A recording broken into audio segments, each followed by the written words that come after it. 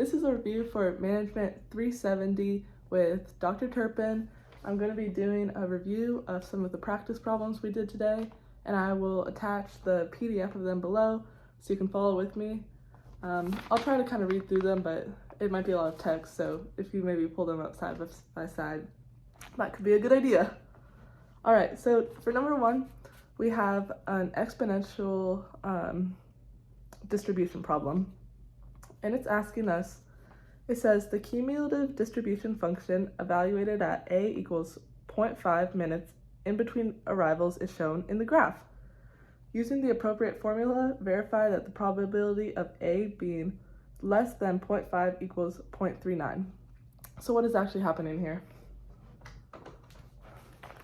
What is on the graph that I have not drawn yet, because I want to show you guys, is the concept that at 0.5 minutes, which is 30 seconds, there will be a probability of there will be a 39% chance that someone will walk into this bank. Let's just use a bank, for example. So the way to draw this is by going on our x-axis, our time, and saying 30 seconds, so 0.5.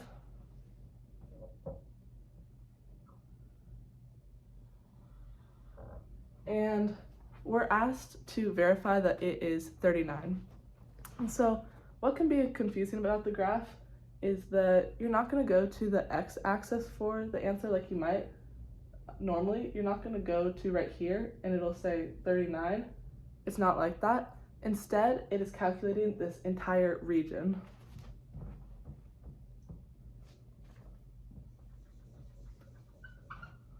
So we are finding this region, and that'll give us the probability. And the reason it's like this is because as time goes on, the probability that someone will walk into the bank increases.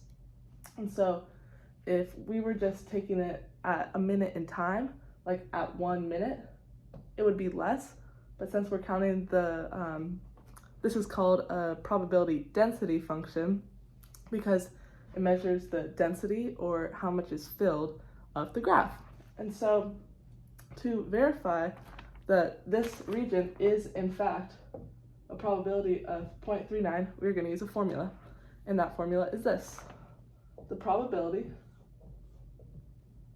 of A being less than 0.5 equals 1 minus E lambda T, negative lambda T. And so the E will be on your calculator, and we have been told here that the lambda equals 1, and we've been told that we'll be given that. So no need to sweat that. Let's plug in the numbers. We're going to do equal sign, maybe -1, and then our T is our time, so that'll be 0.5. And so all you have to do is plug in those numbers, and make sure that when you do it on your calculator, you plug it in all at once so it doesn't subtract the E first, or else you'll get the wrong answer. But basically, this should give you 0.39, and this is our final answer. We just want to use the formula to verify that that is correct. So good job, we're already done with the first one. All right, the second one says, what is the marginal probability that the gap between arrivals exceeds 2.5 minutes?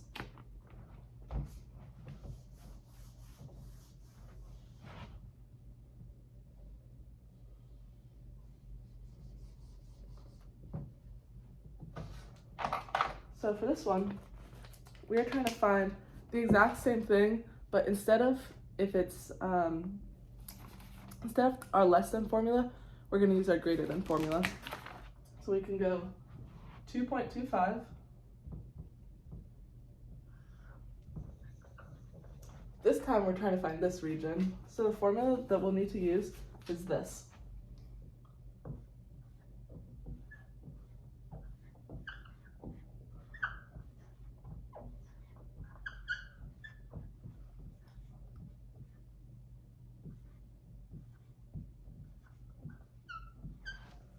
And this is, I filled it in because it's the exact same formula as before without the 1 minus, and then like this was our formula before,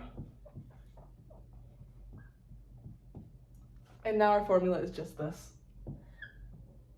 Oh wait, take away that.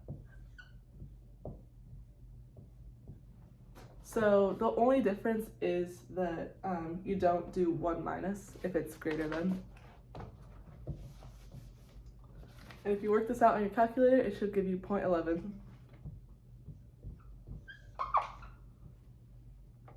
There we go.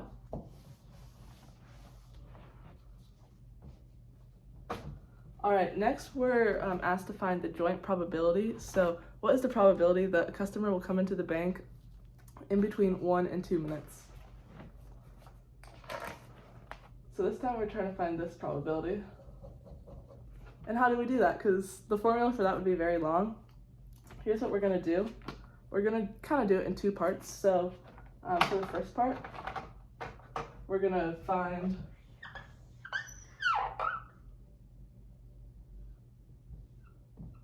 just imagine this is the same graph. We're going to find the probability that it's between 1 and 2, between 0 and 2 minutes. And then all we have to do is subtract the probability that's in between 0 and 1 minute, if that makes sense. So to find this, we're going to go using that formula because it's the less than. So we do have the 1 minus, and that's going to be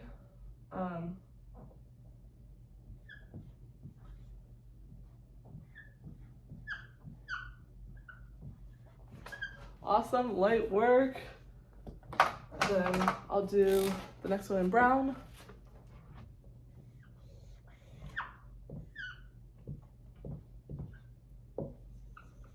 So if you see, like, if we take this and subtract this, it'll give us this. That's just how we do it. We're going to use that same formula, but this time we're going to substitute a 1 here for this 1.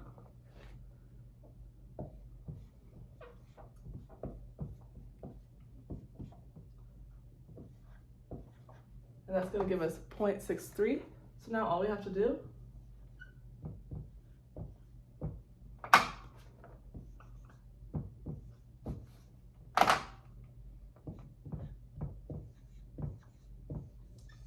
there we go. So the probability of someone arriving in between 1 and 2 minutes is 0.23. Excuse me.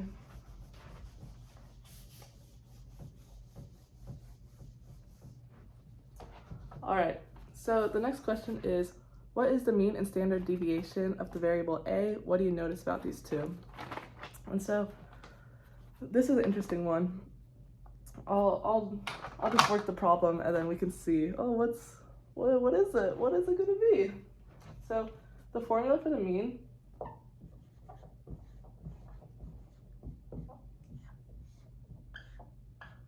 pretty simple.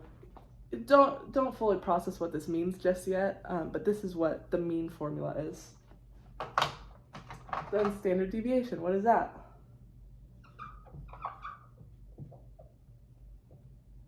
And this is how it's denoted, and then oftentimes this is how it's denoted. I think in our class we're gonna do it like this. This is just some ways that people write it. And so standard deviation equals, and so what is the same or different about these? Well, you kind of have to already know the answer before, so I'll just work it, and you can see basically if we the standard deviation, there's another formula that goes like this.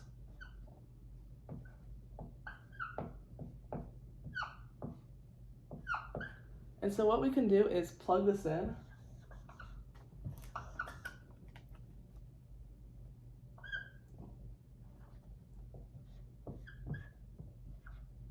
And the square root can just go on top and the bottom, so it'll go. And since it's a square root of 1, it'll just be 1. And since it's square rooting a square, it'll cancel out. So this is what our standard deviation looks like. And now do you notice anything? Good job. Our standard deviation and our mean are the same.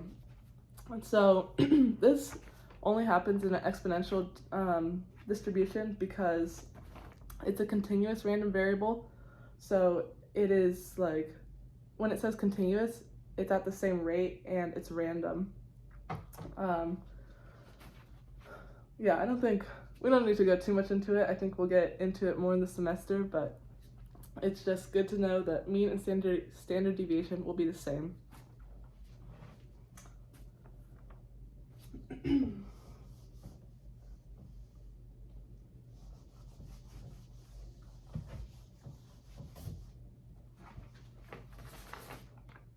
All right, I think I'll do one more and then we go into section 2. So I'll do that in the next video. This one says calculate the marginal probability that A is greater than E of A. So A, our random variable, is greater than the mean.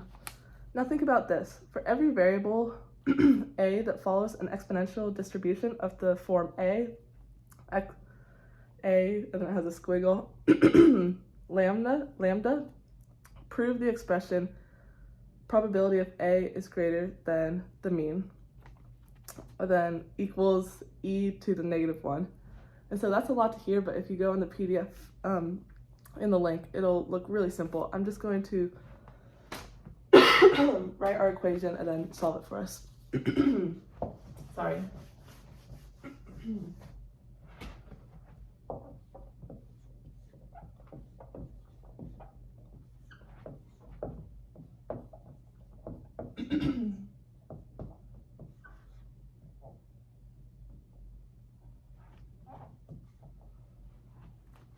And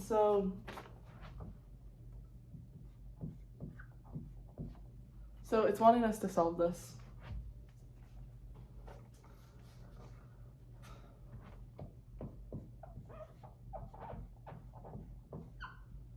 And both these we just found are, one was given, the lambda, and then the -1,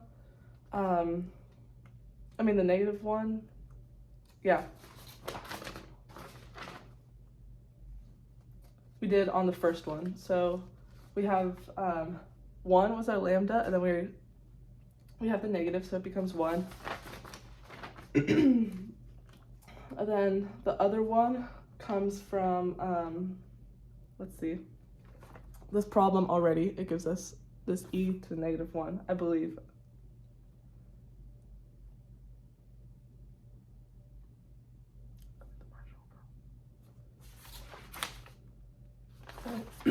Okay, cool.